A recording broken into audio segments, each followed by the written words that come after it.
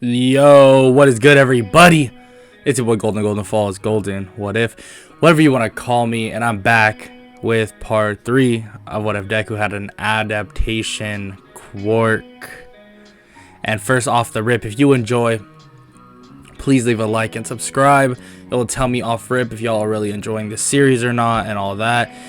And yeah, we're trying to keep pace with these daily uploads. Obviously I don't upload on Sundays like all of you know now, but I try my best to basically Monday through Saturday try to get an upload out to you guys, no matter what, even if that means that it's a little later. I mean, this is probably gonna get posted around 5-ish o'clock, most likely, but yeah, I'm trying to keep the consistent uploads for you guys, and I know a lot of you are enjoying the videos, but we have a lot of plans coming up very soon. Very soon. When Demon Slayer Season 2 comes out, you'll be seeing a lot more Demon Slayer stuff. I know my What If channel started on Demon Slayer stuff, more or less. Like a bunch of the people that are here are because of the Demon Slayer What Ifs that I did. But trust me, those things, they're coming back. They're coming back full force, no matter what, for sure. But yeah, that's about it. I'm not gonna say any more. And we're just gonna get right into the What If. Let's get it. Midoriya is then greeted by his internship, and he's interning with Fat Gum. Midoriya is greeted by Fat Gum, and Fat Gum explains to Midoriya that he heard about his quirk and it's very similar to his own, well, maybe even better. So he wanted to help him train and get some experience in the field. Sounds good, sir. No need to call me sir, just call me Fat Gum. Okay, Fat Gum, what should we do first? Well, kid, follow me. First, I want to introduce you to someone. They both walk into the agency, and a boy with black hair is waiting for them. Fat Gum introduces Midoriya to the boy, and he's actually a third year from UA by the name of Tamaki. Say hello, Tamaki. Tamaki tries to speak, but struggles to say hi. Midoriya, in an oddly reassuring way, tells him that it's fine, that it took him a long time to actually talk to people as well, and Tamaki actually speaks, saying thank you. Fat Gum then tells Midoriya to follow him to the training grounds.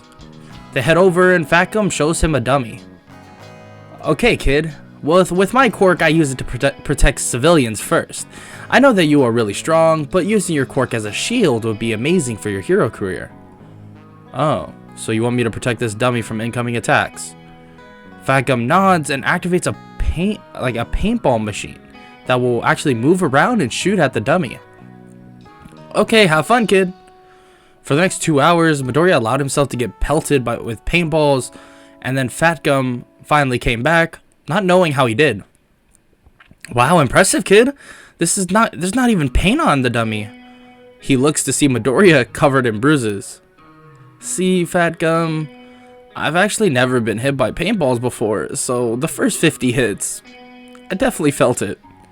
Fat Gum begins to apologize to him, but says that he did amazing nonetheless.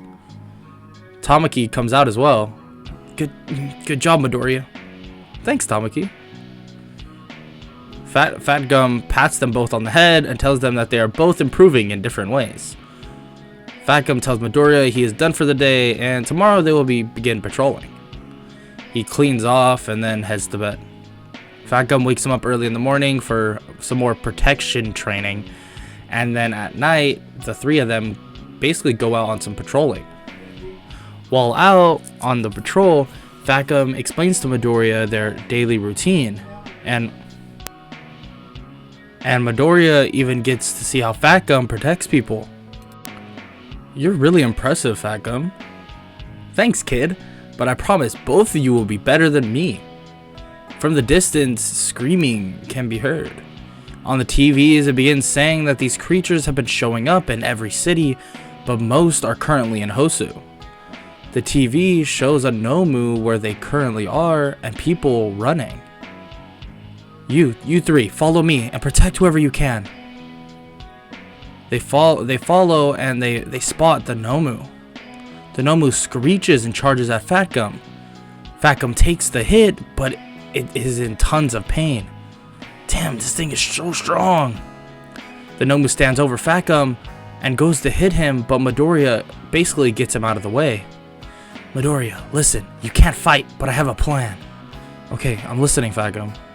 Fat Gum tells him that if he takes a couple more hits, he should be able to defeat the Nomu. Midoriya nods, but Fat Gum tells him to punch him. Midoriya looks at him in confusion. Just listen, kid, do it. He does so, and Fat Gum is in extreme pain, but is fighting through the pain as much as he can. Fat Gum then charges up an attack, but as he does this, the Nomu is about to strike him. But Midoriya realizes this and jumps in front of the way, blocking the Nomu's attack, like without even putting his guard up. Fat Gum grabs Midoriya, throwing him backwards, and punches the Nomu, sending it flying and presumably dead. Midoriya picks up Fat Gum, and they head back to the agency. You okay, Fat Gum? Yeah, kid, thanks to you. You took that hit like a champ. How do you even do that? Well, long story short, I've been beat senseless by one of those things. Fat Gum looks at Midoriya in shock, thinking that this kid is insane. Like, what can't he survive? He tells him he's proud of him, and Tamaki tells them sorry for not being able to help, but Midoriya walks over and tells him that soon he will have the confidence of a lion. Midoriya gives him a thumbs up without smiling, and Tamaki does the same. The next day, Fat Gum gets a call from UA. What? You gotta be kidding me. Yeah, I'll send the kid back right now. Midoriya then walks in. Hey, Fat Gum, what are we doing today? Actually, kid, one of your classmates was killed, so you'll be getting taken back to UA. Midoriya looks in confusion and minor sadness, never really feeling this before for someone else. They arrive and Aizawa greets the class. As you can tell, Tenya Ito was killed during the internship. Everyone except for Midoriya begins truly crying. I'm sorry, everyone, but in 3 days school will start up again, and I hope you all will take this as a lesson to work hard. Everyone continues to cry, but Midoriya stands up and begins speaking. Look, before coming to this school, before I met Rumi, I had nothing and nobody. So if we never want to be sad like this again, we all need to work harder than everyone, including villains and including other heroes. Today we mourn, but tomorrow we need to become the best heroes. Everyone looks at him in shock, even Aizawa, and everyone stands up and yells for Ida in unison. I'm glad you all are like this. Now rest up these next 3 days before we are jumping into the final exams right away. The training lodge is right after, so if y'all want to be number one heroes, you might want to pass this final exam. Everyone nods and heads to the dorms. Rumi and Midoriya walk together, and Rumi tells him that she's never heard him talk like that before. Yeah, I don't know. This just made me realize that I want to protect the people that matter to me most. Rumi smiles and tells him not to worry so much about her. I know you're strong, Rumi, but Fat Gum showed me that I can protect people like a shield, and I plan on doing so. Rumi hugs him and tells him that she's proud of him. The next couple days, they both do light training together, and he shows her everything Fat Gum has taught him, showing this more refined fight style of allowing someone else to be the spear while he's basically the shield. Rumi is impressed on how much more effective their tag team fighting is now, and can tell that Midoriya doesn't actually seek the fight anymore unless he knows he won't put his teammate in harm's way. Everyone in the class actually meets up for a training session as well as a study session on the last day for simple combat stuff, and then the first day back to UA was the day of the written exam. They all took it, and most people passed the exam, but Midoriya, as usual, found it, relatively easy because of his quirk, allowing him to basically soak in information easier than most people, and honestly remember things a lot easier. It's not perfect, but I mean, it makes studying and stuff like that a lot easier for him. Okay, class, now that we are done, everyone head outside and meet me at the gym. Everyone heads out, and when they arrive at the gym, they are greeted by various teachers. Okay, listen up, class. For the practical exam, you'll all be in pairs, chosen by us, and you will be fighting the teachers. Here are the teams. The teams are announced, but 2 people are left out. Don't worry, we didn't forget about you two. Bakugo and Midoriya will be facing him. From the sky, All Might comes crashing in.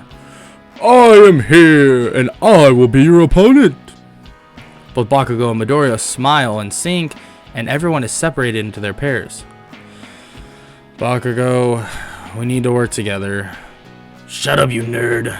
I don't need your help. Look, how about this? We can make a deal. You can do all the damage if you want, and I will only hit him if necessary. What are you talking about, nerd? I'm the shield, you're the spear. How does that sound? Alright, you got my attention, Midoriya. The rest of the battles finish up, and most of the teams pass, and Rumi's team passes because, well, we just put her in the place of Mineta to fight Midnight. Now for the final match, Midoriya and Bakugo take the stage. They both line up at the gate, and when it swings open, they charge at All Might. A large shot of pressurized wind comes at them, but Midoriya steps in front of Bakugo, and it stops on impact with no damage. They continue forward and make it to All Might. All Might throws a punch, but Midoriya blocks it, and over his shoulder, Bakugo blasts an explosion at All Might. The rest of the class stares in shock that it looks like they're working together. Bakugo jumps on Midoriya's shoulders, blasting himself above All Might. Bad move, young Bakugo. Midoriya then tackles All Might right before All Might can actually hit Bakugo out of the air, and Bakugo comes down, blasting them both with a full power from his gauntlet. All Might begins to think that doing such a thing was a horrible idea. Now Midoriya must be out of commission. All Might gets up to see Midoriya is already running to the exit with Bakugo. Realizing that Midoriya must have insane resistance to his explosions to take that hit like that. All Might gets up and goes after them, making it to them before they could actually escape. They both smile. Seemingly, this is what they wanted. All Might punches at Bakugo, and Midoriya blocks it. But in Midoriya's right arm is the other one of Bakugo's bracers. He pulls the pin, and it blasts All Might in his injured side without actually realizing it though. Bakugo throws on the cuffs, and they're deemed as the winners.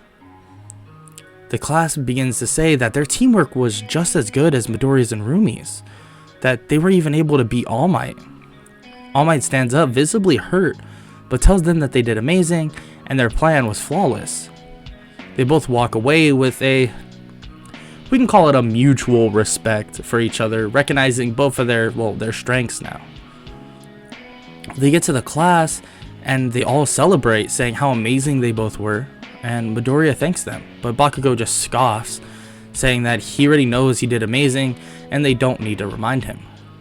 Aizawa then announces that even if they didn't pass the exam, you will be joining us at the Forest Lodge, and everyone begins to cheer.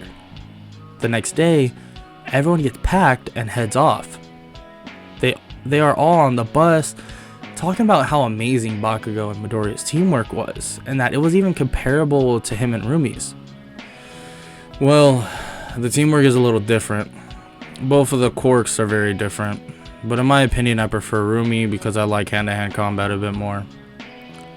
The class is shocked at the response, and the bus begins to stop. Aizawa tells the class to get off, that they are meeting someone or meeting people here. They get off to see the Wild Pussycats. They introduce themselves, and then the other bus goes by them.